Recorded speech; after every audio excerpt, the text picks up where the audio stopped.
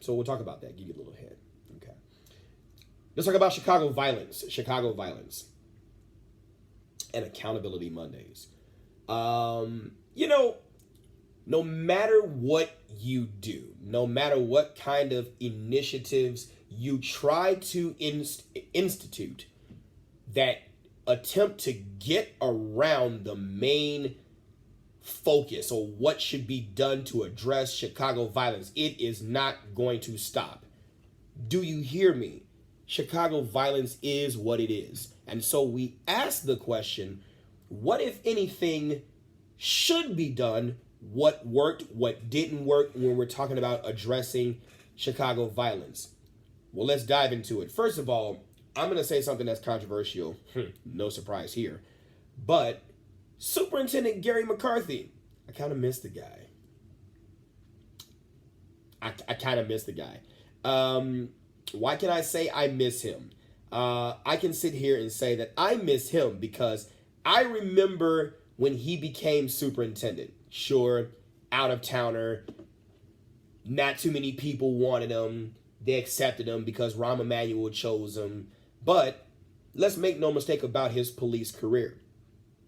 Started out in New York as a police officer, rose through the ranks to deputy commissioner for operations, left that to become director of police in Newark, and then left that to become superintendent in Chicago. I liked him because you don't have to tell me Rob McCarthy was the real police, okay? During the NATO summit, when I seen, I think it was the NATO summit that was in Chicago, and there were a lot of protests. Man, I'm telling you, having worked for some questionable bosses, it was love to see him out there with the troops when he could have been in the TOC or the Tactical Operations Center or whatever they choose to call it, where the Secret Service was there. Who else was there? The FBI, ATF, all the agencies that's in one room, the heads making these administrative decisions. McCarthy was boots on the ground. Man, that was great to see. Oh, that was great to see, especially for somebody who was a line officer. That was great to see. It's always good to see when your leaders are out there embracing the suck. Okay? That having been said, what I also liked about Superintendent McCarthy was, and I know I got some Chicago police officers who are friends. They're watching me right now. You may hate what I'm about to say. Ask me if I care. Love you. But I loved it when I saw the police out here, boots on the ground, out here in the streets. I loved it when I saw, and my business is in the heart of the 6th District, Gresham, right on 79th and Normal. So I see Chicago police from the 6th District, driving and speeding and going to calls. And I know it's a hot call when you see, and it's just, you'll see the constant, them responding to a given situation where it calls for a massive police presence. But you know what I also like seeing? I also liked driving down 79th Street. And I also liked seeing them in groups of 2s, 3s, 4s, whatever, walking and they couldn't wear the baseball caps. I think McCarthy told them, you got to abandon those baseball caps, wear the service cap. I think that's what it's called. I don't know the lingo. Different places have different lingo, but the service cap, just like in New York. Granted, I get it. It's not New York. Chicago has its different situations than New York. I don't do the accent well. You get it. But I like seeing that. I like seeing more of the bike patrol, because that was okay, we can talk about officer safety. Yeah, okay, all right. It's not safe for the officers, right? But talk about doing some stuff illegal and then just happen to see a group of 5 cops just pop around the corner that you didn't expect were coming there, right? It kind of shifted your, it was more intimate, engaging. I agree. And it's like it shifted the way that criminals or people engaged in behavior. It made them shift how they had to do things, because now we're starting to see more of them on foot, on bike, in crime-ridden neighborhoods. It changed the way they had to do things. Hell, it even, you want to talk about from an officer's safety perspective, when you are in the car, it's just like, let me break it to a perspective on the streets as an officer and then go to the car to prove my point. When you wear that vest, you tend to be more risk-taking, if you will. You know, some do, right? You tend to be more risk-taking because you rely on the safety of the ballistic vest. You tend to rely on the safety of, if I get shot, I got a barrier that can save my life. But it's amazing how your behavior changed when you weren't wearing a vest. You were more quick to talk and maybe a little less provocative. Now let's break it down to the vehicle. You're in the comfort and the safety of the gas pedal. So you can press that gas pedal and you can get out of that situation that maybe you probably add a little bit more fuel to the fire. Oh, but when you are out there on the street, and when you know, in fact, that when you get on that radio and you call for a 10-1, which is officer in need of assistance, but you know there is time that the officers who are coming for you, the cavalry, has to respond. You know that it's going to still take some time before they get there, and a lot can go down between the time I made the call and the time that they get there. And we got to survive this. You might be a little bit more engaging, a little bit more understanding, a little bit more, and I'm not saying all police officers fit this bill. Please don't misconstrue my words, right? But you might be a little bit more engaging, a little bit more, hey, let's work the problem out, because an ass whooping is seconds away, right? So it has that effect, you know, and I miss that. I remember one time when it was raining very bad, and it was like a team of bike officers. It was like 5 of them, and they were traveling north. Sorry, I got a little nose cold. They were traveling north on 79th Street. I'm not north, I'm sorry. They were traveling east on 79th Street, passing Normal. And it was raining very, very bad, and they didn't want to be out there riding. I opened my business. I was already opened my business and let them stand underneath the awning and let them come inside and dry off until the rain let up. That was great. That made me feel good. Not that I just opened the door, but to see them out there, boots on the ground. I was one of those officers where, you know, and my unorthodox ways of catching people would be like, you know, I would be on bike patrol, and then I would park my bike someplace and then be at a stop sign. And then when people approach the stop sign, they're not expecting a police officer to be at the stop sign. So now I'm catching you not wearing your seatbelt. I'm catching you doing other things. And it was just, and I had chase cars and stuff like that in the vicinity. So it was planned, you know, but they're not expecting those things. Maybe the approach to Chicago violence would be doing the unexpected. Yeah, doing the unexpected. You gotta change up. Maybe the violence happens in part because they know what the hell you're gonna do. They know you love that car. They know the car is your safety net. You can get the hell away fast. They know that. Maybe you change up. It's an idea. Superintendent Johnson, if you're listening. You're probably not. I'm not that important. Did I just make that smacking sound that girls make when you chew some candy? Yeah, sometimes I catch myself doing that. Moving on, a little sidebar. Also, stop and frisk. Controversial thing. But is it necessary? I tend to think so, right? It's amazing how we condemn the actions of police officers when they use stop and frisk. And of course, if they use it erroneously, if they use it, you know, wrongfully, yes, it is worth condemnation. But does stop and frisk work? Should it be totally eliminated as a police tactic? What do you think? I tend to think it should still be used. I think it should be monitored.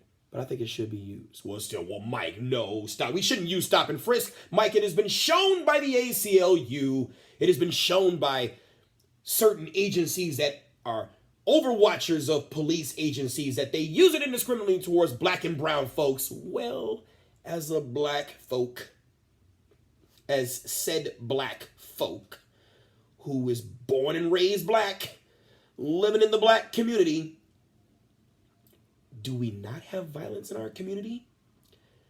Do we not have people who don't care about the law?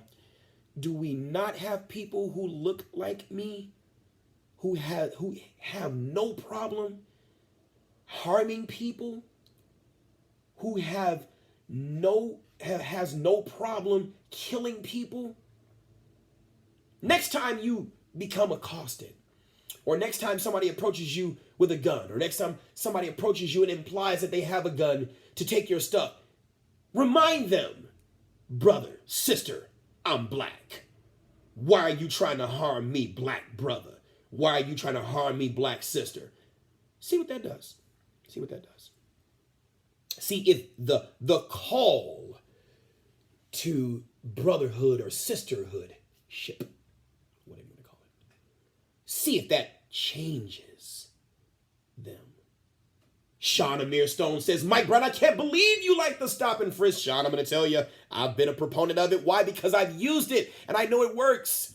Because one, I'm not going to indiscriminately use it on just people I think are doing something on the basis of race. That's number one. And number two, you know how many guns I've gotten off the streets? You know how much narcotics I've gotten off the streets by using stop and frisk? Come on now, don't tell me it doesn't work. You don't like it, but it does work. Is it used wrongfully? Yes. That's what you should have said, Sean. Is it used wrongfully? Yeah, it is. Yeah, by some police officers. But it does work. You want to talk about something else that's controversial? There are more people who are killed with the use of a vehicle, yet we don't stop people from driving. Go figure. Go figure. So not everything that's wrong for certain people should be ruled out all the way.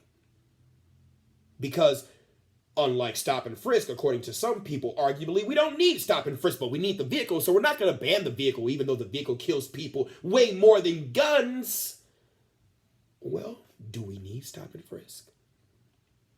I don't know. I tend to think we do. Will Washington, he says, we spend too much time expecting and desiring police to stop crime. Police are usually called after the crime has been committed. We don't and will never have more cops than citizens. How is it possible for police to prevent crime, or a good portion of it, when they are outnumbered and those committing crimes careless? That's why he's my buddy. That's why he's my buddy. It's a very thought-provoking statement. I've always said that young man, and I'm saying young. Wait, Dominic Pettis, you said I am one of the few that use it wrong. Oh, do tell, Dominique. Do tell. You said I'm one of the few that use it wrong. You gotta come on now. You can't come on my page and attack me without facts, stats, and figures. So please tell me why. Why do I use it wrong?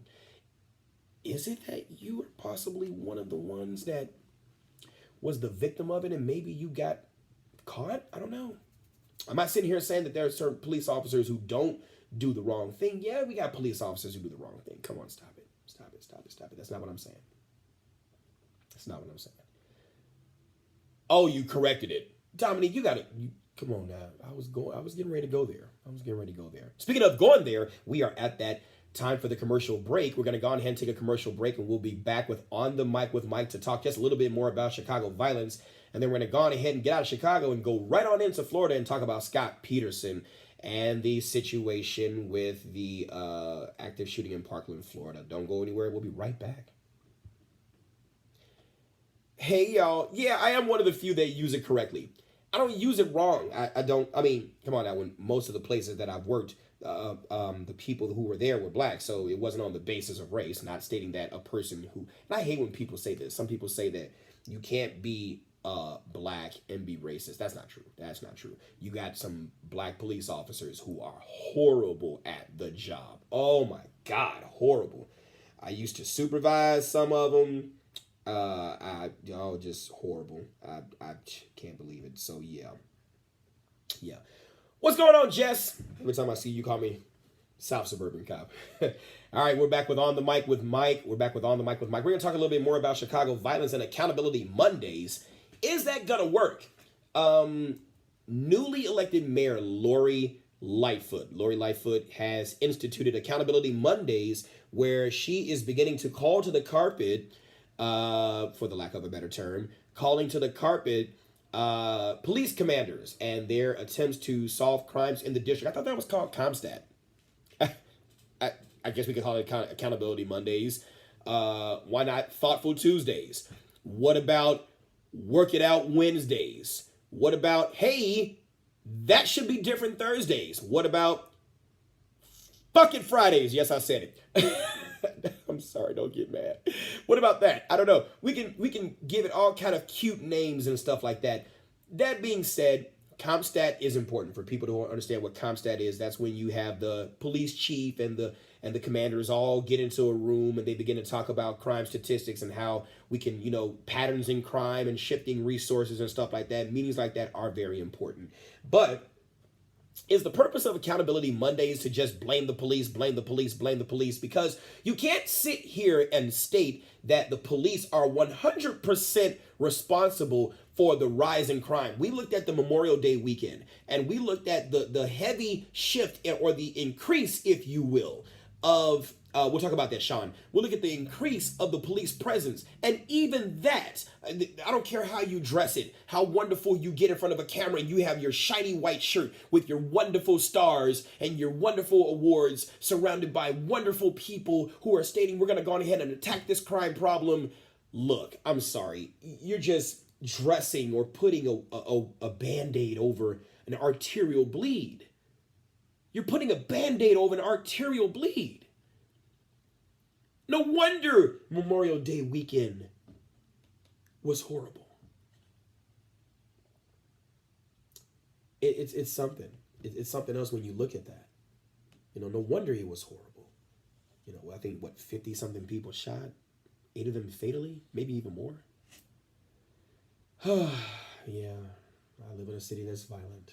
I've always lived in a city that's violent. Those of you all who know anything about crime and homicide and stuff like that in Chicago, it was worse in the 90s when we had structured gangs and gang leaders. Now we have factions and fractions and offshoots and offsets, and it's supposedly more violent. I don't know if that's the case. I just know it's more publicized. I just know it's more out there in your face because we have Facebook Live and YouTube and all of the kinds of social media and podcast and things like that. Things that we didn't have in the 90s where we just had the media. So you maybe didn't see it until it came on the news in the morning or in midday or in the evening. Now you see it all the time. Yeah, something else. So what will be the fixer of Chicago violence? As the Joker said in the 1980s movie Batman, and we're talking about Jack Nicholson's Joker, you can't make an omelet without breaking some eggs. And as a fat guy, I like omelets. I tend to like eggs broken. I don't want my shells in the eggs, right? So if you got to break some eggs to make that omelet, that doesn't mean you disrespect people and violate their rights, but bring back stop and frisk. Let's see if it changes something, right? Bring back getting your butt out of the car and walking on foot. Not by yourself. I'm not going to advocate you doing it by yourself. Maybe in certain neighborhoods you can do that. But what about teams of 3s, 5s, whatever? What about that? Let's change it up. How about this? How about all the guys in the neighborhood just wear a suit and tie? Maybe make yourself feel better. Maybe get a job. Let's do that. Can we just for one day affect the arrest rate just for that one day? Can we put everybody to work? Oh my God, Mike, there's a social disinvestment in the Black and brown communities. Yeah, okay, we can argue that too. Is there a lack of work ethic too? Do some people want to be a CEO and not want to be the janitor? Is that a part of it too? When are we going to have that truthful conversation about the factors that lead to violence? When are we going to have that? Will Washington says, I know plenty that live that life, and I can go stand on them blocks with them, but I choose not to. People should be allowed to enjoy themselves wherever, but we are in a world where people tend to not make conscious decisions or reasonable decisions due to their ego or proving that they're tougher, etc. You are correct. You are very, very correct. Very correct. All right, let's go on ahead and fly on out of Chicago via O'Hare Airport or Midway. And let's go on ahead and head to Florida. Scott Peterson. Scott